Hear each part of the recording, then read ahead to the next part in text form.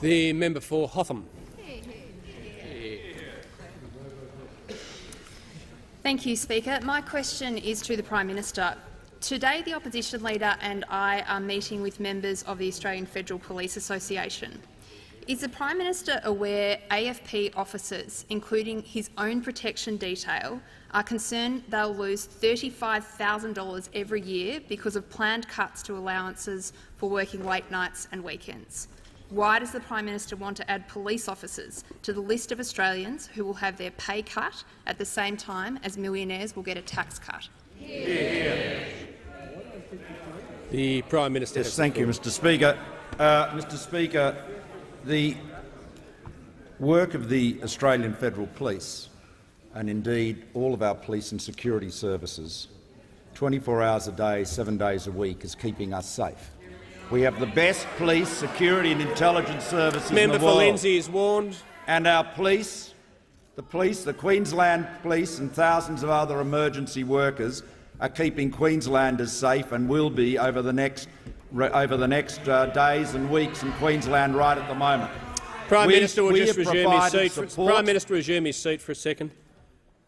I've made it very clear for those who interject continuously, who are warned each day.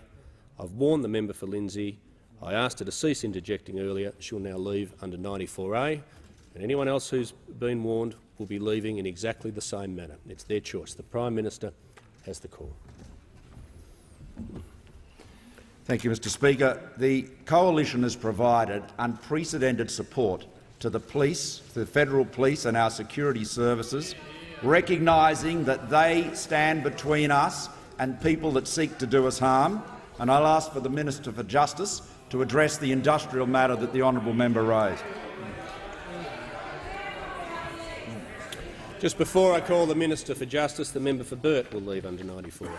The Minister for Justice has the call. Well, thank you, Mr. Speaker. And I thought I dealt with the untruths that have been peddled in this matter last week when I was asked a very similar question by the Shadow Minister for Justice. Now, I am very happy any day of the week to compare our record to the record of the opposition when they were in government.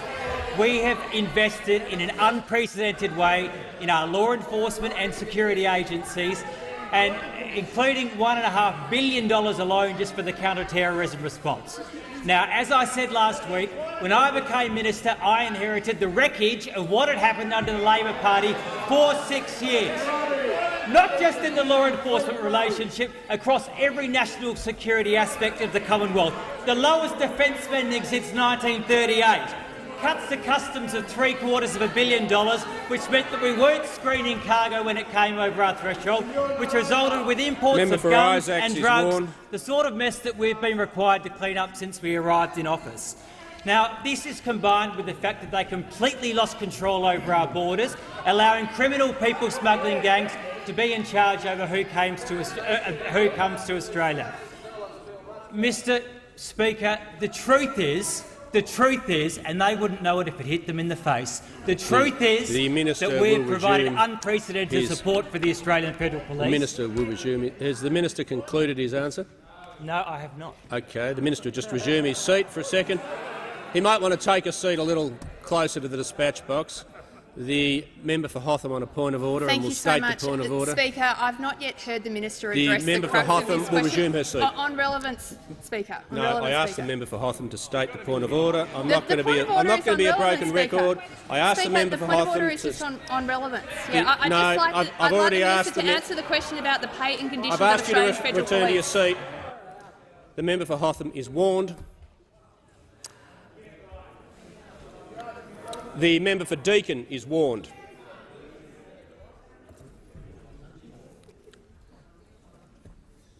Let me make it as clear as I can. Members rising on a point of order need to state the point of order, not to give the House or myself a lecture on what they think of the minister's answer. If they can't state the point of order, they can't stay in the House. I was lenient in warning the member for Hotham. I'd asked her to resume her seat twice. If she thinks that was a bit too tough, she might want to consult with the member for Ballarat, who had rather tougher treatment on one occasion. The minister has the call. Well, with all due respect to the Shadow Minister, she would not have a clue about what is going on with this portfolio. Not have a clue. We have supported the Australian Federal Police in an unprecedented way, and as I said, when we arrived in office, part of what we had to do was fix up the damage that had been done by the 6 years of the Labor Party. We will continue to work side by side with our law enforcement community, with our intelligence community, and giving them what they require to deal with the difficult challenges they face.